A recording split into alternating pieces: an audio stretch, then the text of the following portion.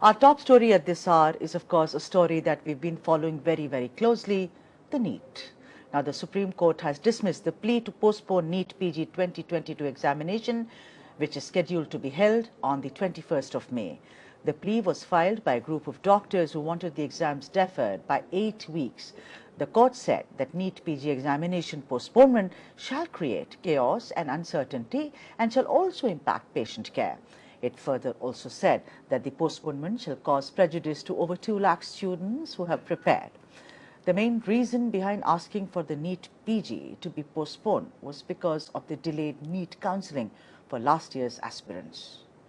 This also impacts those who are preparing for the next session of NEET PG examination, as those attending the counselling shall have very less time, they said, to prepare for this year's examination. Very important, the Apex Court said no postponement. The exam shall be scheduled as they were supposed to be earlier, which is the 21st of May.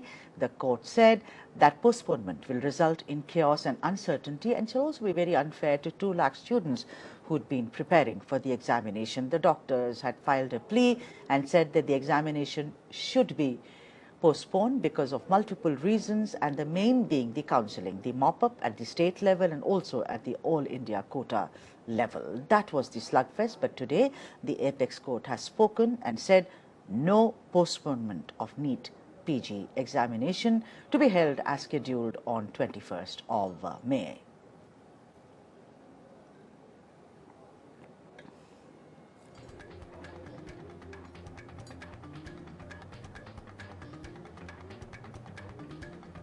For those who have just joined us, this is a story that we've been following very closely. The Supreme Court today dismissed a bunch of pleas and said there shall be no postponement of the NEET PG examination and they shall be held as scheduled on the 21st of May. A group of doctors had filed the plea and they had said that these exams should be postponed as it was very difficult for doctors to prepare for the examinations, and also because there was postponement due to COVID last year.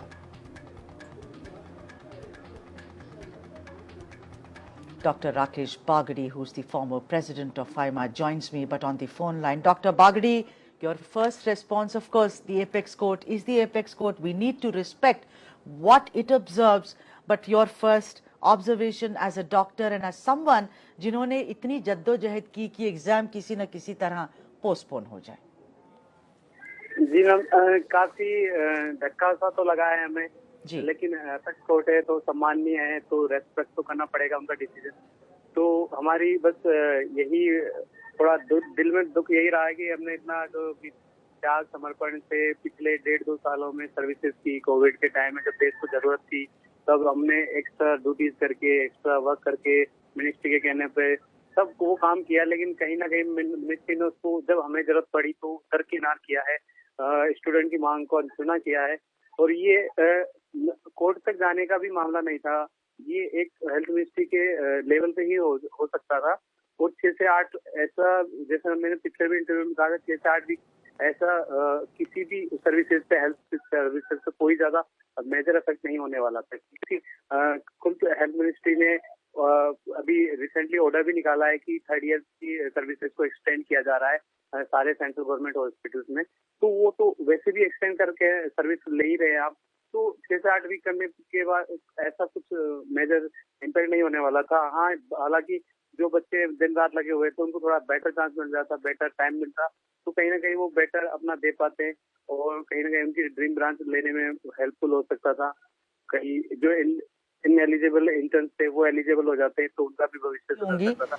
Dr. Kajal, who is a NEET aspirant, is also joining us. Dr. Kajal, a very warm welcome to you. Of course, like I always have told everybody, that we all have to respect what the Apex Court has observed.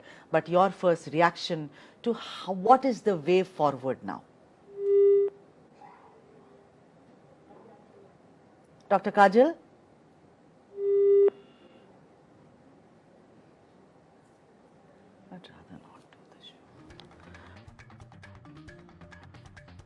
अब जो है, आपको क्या लगता है, देखिए अब apex court ने तो कह दिया है कि 21 मई को ये परीक्षाएं होंगी ही होंगी, क्योंकि उन्होंने कहा the court has also observe there will be chaos, there will be uncertainty and of course it will be very unfair on दो 2 lakh students who been preparing so hard for this examination. अब अगर आगे की रणनीति है तो आपके हिसाब से किस तरह की रणनीति अपनानी चाहिए? मैम अभी तो एस्पिरेंट्स को मैं यही अपील करूंगा कि अपने ज्यादा टाइम, अब तक जो भी टाइम गया हुआ है सोशल मीडिया में, जो भी प्रोटेस्ट उन्होंने किया है, फिर भी सुनवाई नहीं करी, तो काफी समय उसमें भी उनका बर्बाद हुआ है। तो जो भी बचा हुआ, मैं उनसे सबसे अपील ये करूंगा कि जो भी बचा हुआ है अपना बेटर दे, अपना जो भी 100% टू 100% देने की कोशिश करें और आगे के लिए ही तैयारी करें, क्योंकि बाकी हम जो भी सारी ऑर्गेनाइजेशन लगे हुए हैं उनके कुछ ना कुछ हम करते रहेंगे उनके बेनिफिट के लिए, लेकिन वो डायरेक्ट इन्वॉल्व ना हो ताकि उनका समय बच सके और वो अच्छे से तैयारी कर सके, जो भी बचा हुआ टाइम है उसका बेटर यूज कर सके, बेस्ट उसमें से निकाल सके। तो मैं सबसे पहले यही करूंगा सारे नीट पीजी एस्पिरेंट से। डॉक्टर बागड़ी, मैं आपसे तो मैं बातचीत करती आई हूँ इस मुद्दे पर, इस मसले पर, लेकिन मैंने कई अन्य डॉक्टर से भी बात की। उन्होंने कहा कि आप ये बिल्कुल इसकी कल्पना भी नहीं कर सकते कि हमको कितना प्रिपेयर करना पड़ता है। तो मैं आपसे यही जानना चाहूंगी कि कितना सब कुछ, क्या कुछ करना पड़ता है, आप लोगों को कितना पढ़ना पड़ता होगा? जी मैम, वो जितने भी आपने बात की है तो सही कहा है उन्होंने, क्योंकि जो जिस फील्ड का होता है बेटर वही बता सकता है।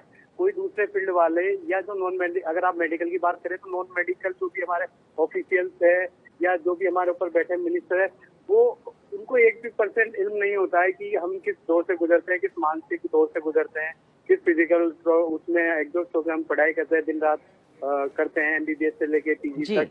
तो ये हमारा पूरा लाइफ ही ऐसा रहता है कि ये नॉन मेडिकल लोग नहीं समझ सकते जो हमारे ऊपर बैठे हैं ऑफिसर। तो कहीं ना कहीं वो गलती में ऐसे गलत फैसले देते हैं जिससे कहीं ना कहीं हमें हानि भी होती है, मानसिक क्षति भी होती है, फिजिकल तो होता ही होता है।